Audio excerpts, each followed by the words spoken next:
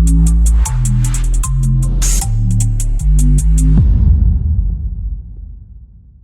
જિલ્લામાં ભારે વરસાદને પગલે શાળા કોલેજોમાં રજા અંગે મહત્વનો નિર્ણય. હવામાન વિભાગની ચેતવણીને ધ્યાનમાં રાખીને સુરત જિલ્લામાં ભારેથી અતિ ભારે વરસાદની સંભાવના વ્યક્ત કરાઈ. જિલ્લા શિક્ષણ અધિકારીની ડીઈઓ નગરપાલિકા અને ગ્રામ્ય વિસ્તારની શાળાઓ માટે સૂચના જાહેર કરાઈ.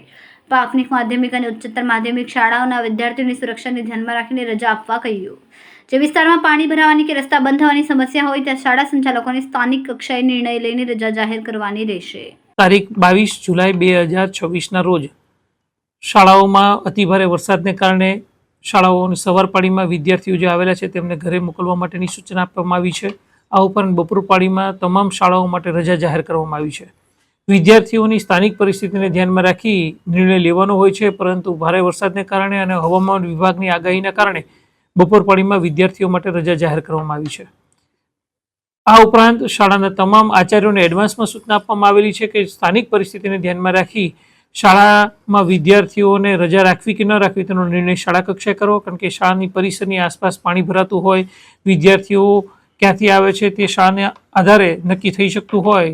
વિદ્યાર્થીઓ માટે સ્થાનિક કક્ષાએ શાળાના આચાર્યો નિર્ણય કરે તે યોગ્ય રહેશે, પરંતુ આજ રોજ બપોર પાળીમાં શાળા બાદ રજા જાહેર કરવામાં આવી છે.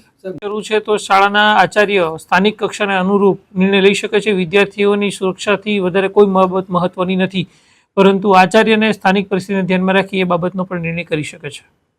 કેમેરામેન સેનલ વિરાણી સાથે વિશાલ છેઠા, માનવપ્રભા ન્યૂઝ, સુરત. અમારા વિડીયોની નવી અપડેટ મેળવવા માટે સબસ્ક્રાઇબ કરો માનવપ્રભા ન્યૂઝ ચેનલને. બેલ આઇકન ક્લિક કરો લેટેસ્ટ વિડીયો સૌથી પહેલા મેળવવા માટે.